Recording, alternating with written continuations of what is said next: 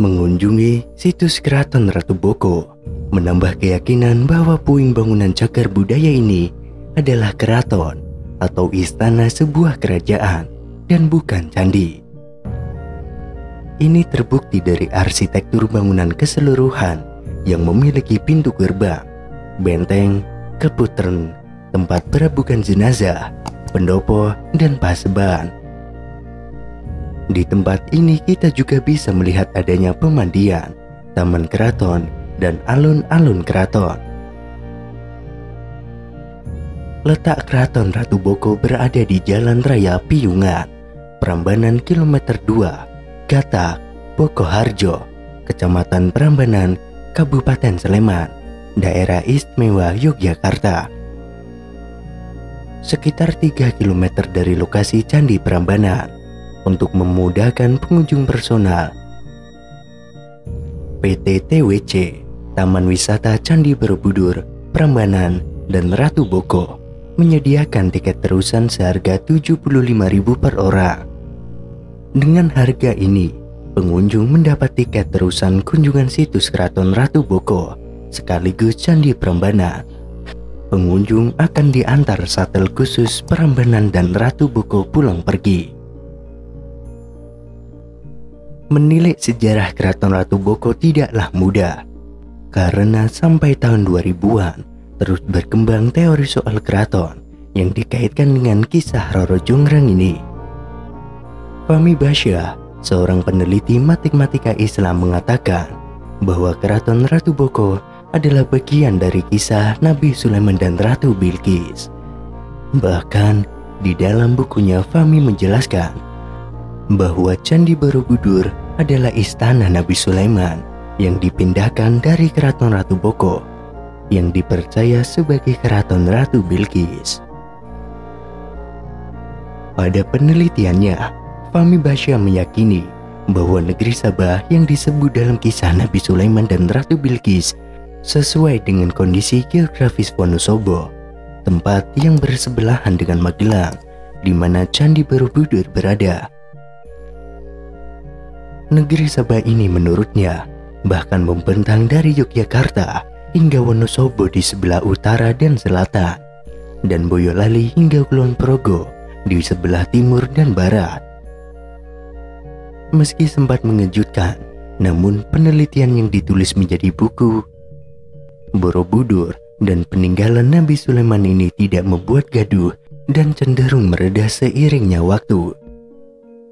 Fahmi Basyah sendiri tidak menerbitkan buku lanjutan soal penelitiannya itu, sehingga satu-satunya versi yang mengaitkan antara Borobudur, Keraton Ratu Boko, dan Ratu Bilqis hanya bukunya itu. Nabi Sulaiman mengirim surat kepada Ratu Bilqis, pemilik istana megah yang menyembah matahari. Bukan surat cinta, melainkan peringatan bahwa tidak ada yang wajib disembah melainkan Allah. Al-Quran mengisahkan bahwa Ratu Bilqis merundingkan isi surat itu dengan kaumnya. Hai para pembesar, telah disampaikan kepadaku sepusuk surat yang berharga. Quran Surat An-Naml ayat 30. Sesungguhnya surat itu dari Sulaiman, dan sesungguhnya isinya Bismillahirrohmanirrohim. Quran Surat An-Naml ayat 30. Janganlah menganggap dirimu lebih tinggi atasku, namun datanglah kepadaku sebagai seorang yang berserah diri. Quran Surat An-Naml ayat 31. Saat melakukan penelitian di Istana Ratu Boko, Fahmi Basyah menulis buku Borobudur dan Peninggalan Nabi Sulaiman. Mengaku menemukan lempengan emas di sana. Lafaz Allah masih terbaca jelas di lempengan itu. Dia meyakini lempengan itu adalah surat Nabi Sulaiman. Ayat selanjutnya menerangkan, meskipun kaumnya bersedia berperang demi wibawa sang ratu, namun ratu menginginkan jalan damai. Dikirimlah utusan untuk membawa hadiah kepada Sulaiman. Namun Sulaiman menyuruh utusan itu pulang membawa kembali hadiahnya. Penasaran, ratu pun datang menemui Sulaiman. Mengetahui itu, Sulaiman yang sedang berada di lembah semut berkata pada pasukannya, "Hai para malak, siapa dari kamu yang sanggup mendatangkan arsyinya, yaitu istananya, sebelum ia datang kepadaku dengan menyerahkan diri?" Quran Surat An-Naml ayat 38. Jin Ifrit berkata, "Aku bisa mendatangkan dia kepadamu sebelum engkau bergeser dari tempat berdirimu, dan aku atas itu kuat dan aman." Quran Surat An-Naml ayat 39. Ucapan itu kemudian disela oleh seseorang yang dari sisinya ada ilmu dari kitab. "Aku bisa datangkan kepadamu sebelum kamu berketip." Maka ketika ia lihat singgasananya terletak di sisinya, dia berkata, "Ini sebagian dari kelebihan Robbiku." Quran Surat An-Naml ayat 40. Seketika itu, jelas Fahmi, terjadi kekosongan yang misterius di istana Ratu Boko. Latar dari kisah ini adalah negeri Sabah. Untuk memperkuat tafsirnya, Fahmi Basya mencuplik Al-Quran Quran Surat Sabah ayat 15. "Dan sungguh adalah untuk Sabah, tempat mereka ada ayat. Dua hutan di sebelah kanan dan kiri. Di Yaman tidak ada wilayah bernama Sabah.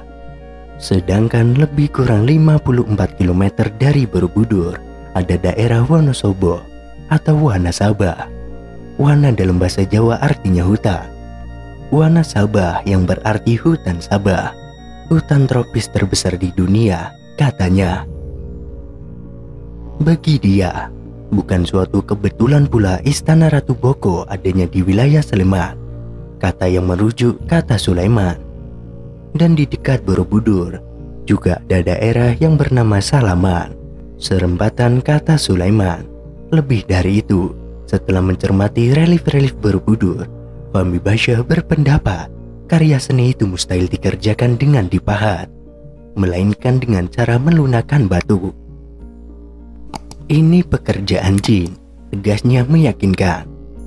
Menariknya, di dinding Borobudur ada relief perempuan cantik sedang menyingsing kain. Di bawah kakinya nampak ikan berenang. Orang-orang menyebutnya relief Manohara. Ini sesuai dengan bunyi surat An-Naml ayat 44 yang menggambarkan ketika Ratu menjumpai Sulaiman. Maka ketika ia lihat dia, ia sanggah kolam dan ia sisingkan kain dari kedua betisnya. Bila tafsir ini benar, maka dengan sendirinya menggugurkan pendapat yang menyebut candi raksasa itu dibangun pada abad ke-8 oleh dinasti Sailendra.